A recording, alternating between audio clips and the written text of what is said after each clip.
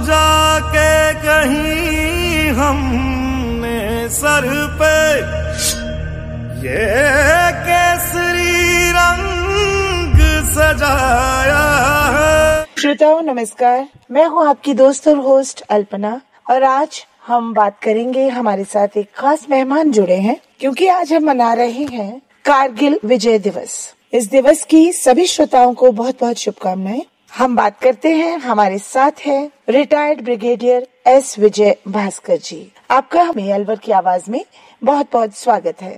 Thank you madam. Sir, जैसा कि operation विजय का हम जिक्र करेंगे क्योंकि कारगिल वॉर में ऑपरेशन विजय ने ही हमें विजय दिलाई थी, और इत्तेफाक ये है कि हमारे साथ विजय भास्कर हैं। तो ऑपरेशन विजय में विजय भास्कर की क्या भूमिका रही? मैडम, जब ऑपरेशन विजय हुआ था तो मैं अपनी यूनिट 13 जम्मू कश्मीर राइफल्स में मैं मेजर के रैंक में था, कंपनी कमांडर था जी।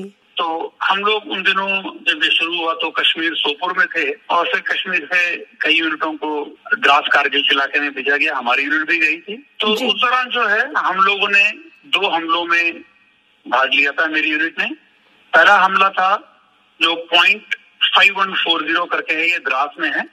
5140 और तोलोलिंग और 5140 के बीच में जितनी जो पहाड़ी थी उसको कैप्चर करना जी, उसमें हमारी यूनिट ने विजय पाई थी।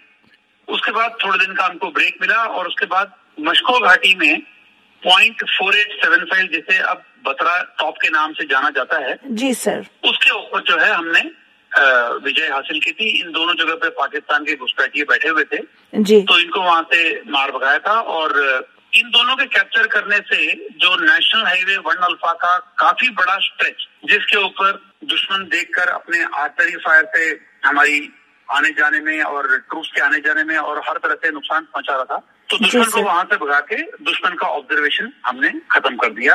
उतने पूरे स्ट्रेच के रोड नेशनल हाईवे 1 अल्फा के स्ट्रेच से उनका डोमिनेशन खत्म कर दिया। क्योंकि ये जो कारगिल वॉर थी ये एक अपने आप में बहुत ही कठिन युद्ध इसको कहा जाता है, और क्योंकि कारगिल पहाड़ी दुश्मन जो है वो ऊपर था और हम लोग नीचे की तरफ थे, तो इस तरह के चुनौतीपूर्ण युद्ध में किस तरह की स्ट्रेटेजी का इस्तेमाल किया गया और किस तरह से वो हौसला और वो जोश और वो जुनून हमारे सरहद की जो हमारी सेना है उनमें भरा गया, उसके बारे में भी आप जिक्र कीजिए।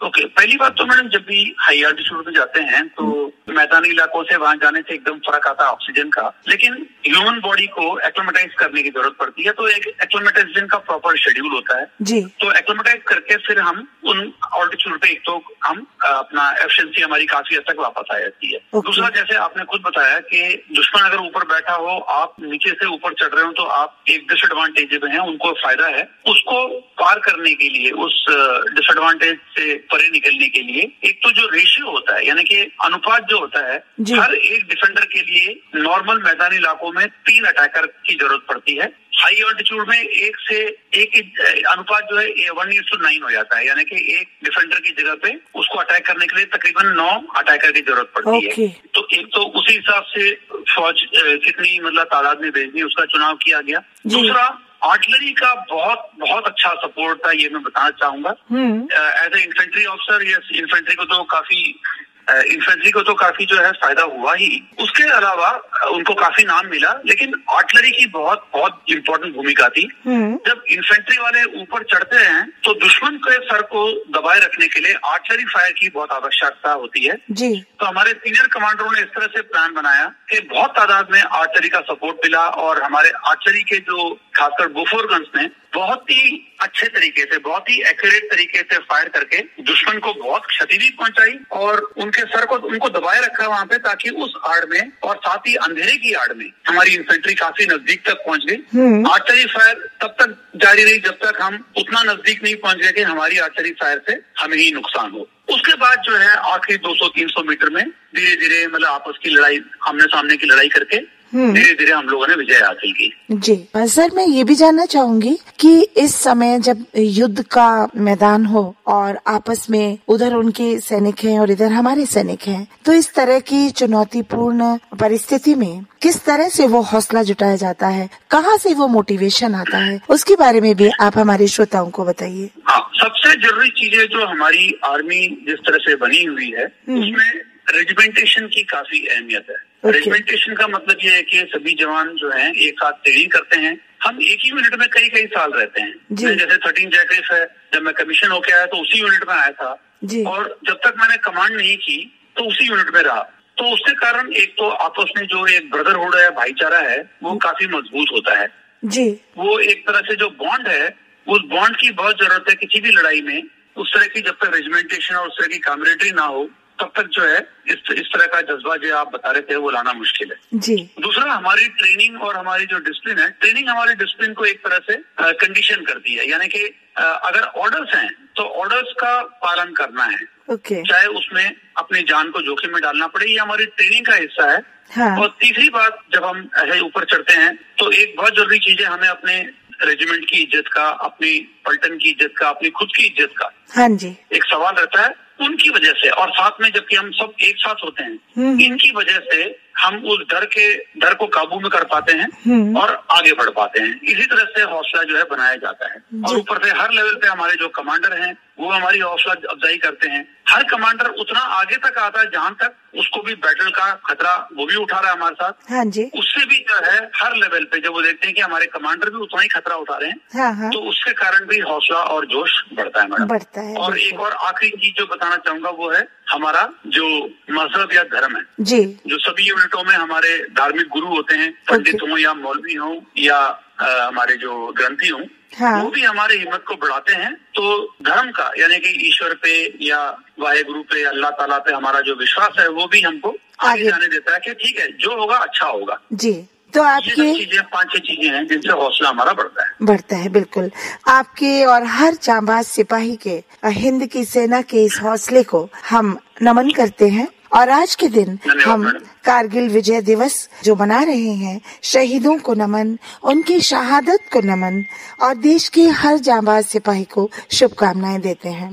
सर, बातों का सिलसिला आगे बढ़ाते हैं और मेरे जहन में एक सवाल उठ रहा है कि जब आप कारगिल युद्ध में थे वहाँ पर, तो आपकी क्या भूमिका रही, खास करके मतलब आपका मुख्य योगदान क्या था? ओके मैडम, मैं कंपनी कमांडर था। तो जो सब करीब ये 13 जून की बात है, 13 जून और 14 जून की रात को सेकंड राजपुताना राइफल ने टोलोलिंग पे कब्जा किया था जी। और उसके बाद टोलोलिंग के थ्रू जाके हम लोगों को पॉइंट 5140 पे कब्जा करना था। तो टोलोलिंग से लेके पॉइंट 5140 की जहाँ चढ़ाई शुरू होती थी, उस पूरे इलाके को हमने हम्प का नाम दिया था जी। हम्प का नाम दिया था।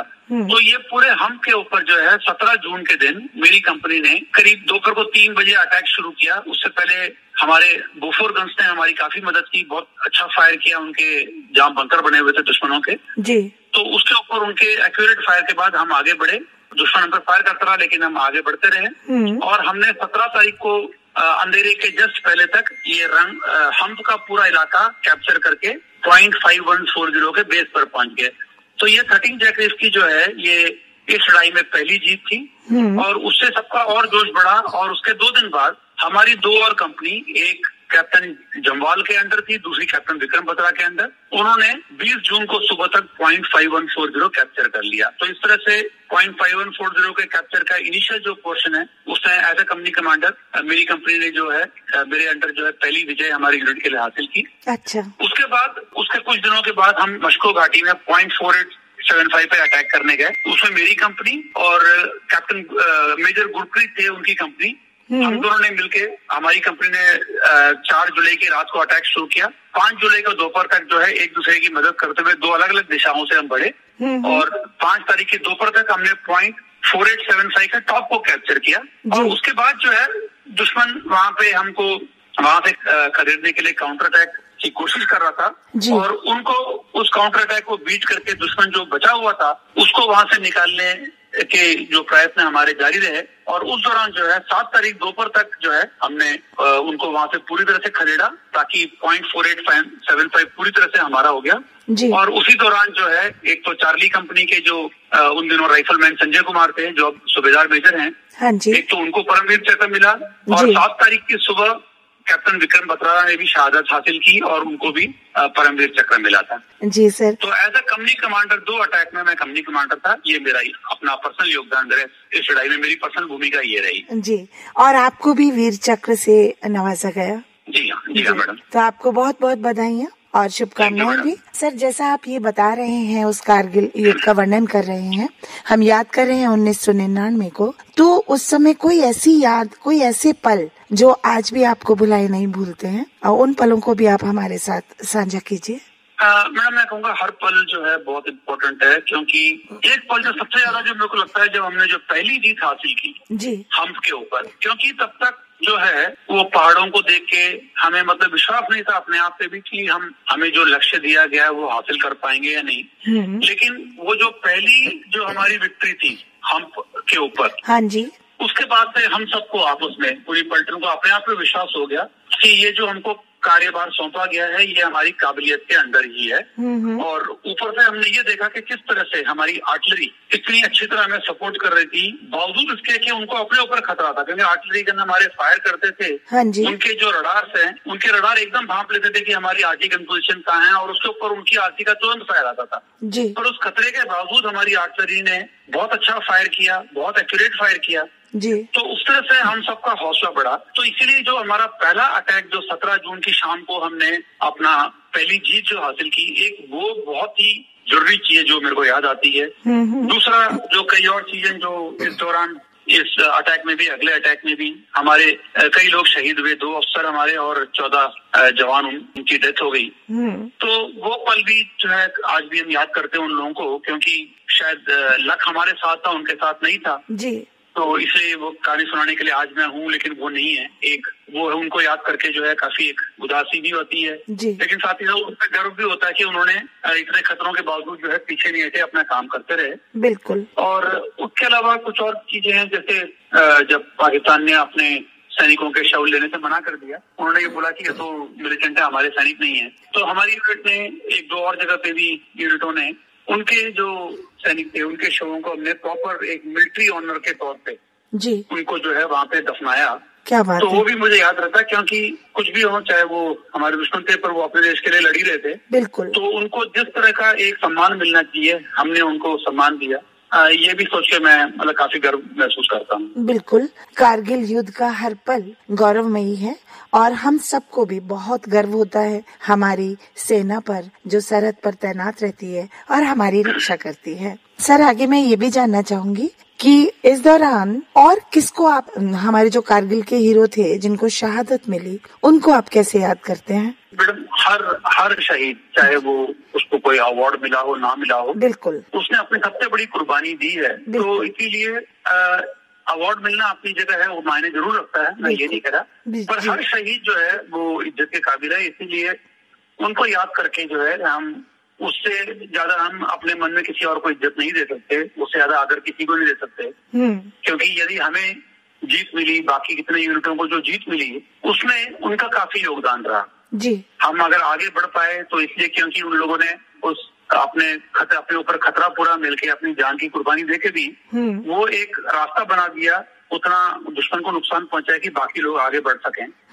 तो इसीलिए उनका योगदान जो है सबसे ज्यादा महत्वपूर्ण है, मैं ये कहूँगा, क्योंकि अपने जान से बड़ी आहुति कोई क्या दे सकता है। बिल्कुल बिल्कुल। तो सबसे ज्यादा इज्जत के जो है हकदार वही हैं, जो शहीद हुए सबसे ज्यादा इज्जत के हकदार हैं वो लोग। सर, बहुत अच्छा लगा आपसे बातचीत करके और अंत में मैं चाहूंगी हमारे श्रोताओं के लिए खास संदेश, खास करके युवाओं के लिए, कि उनके लिए देशभक्ति के मायने बदल गए हैं, किस तरह से वो देशभक्ति से और ज्यादा जुड़े, ऐसा एक संदेश सभी श्रोताओं के लिए। देशभक्ति का मायना बेशक बदल जाए, पर देशभक्ति देशभक्ति रहते हैं, वो जज्बा कभी बदलता नहीं है जी। तो मैं ये समझता हूँ कि एक देशभक्त होने के लिए आपको जरूरी नहीं कि आप एक सैनिक हो, आप किसी भी काम में हो, चाहे किसी दूसरे देश में भी जाके काम कर रहे हो, अपने देश के इज्जत के प्रति, देश के प्रति कुछ अच्छा करने के प्रति हमेशा सजग और जागरूक रहें। और अगर आप अपना अनुशासित तरीके से रहते हैं, देश के हर कानून कायदे का पालन करते हैं,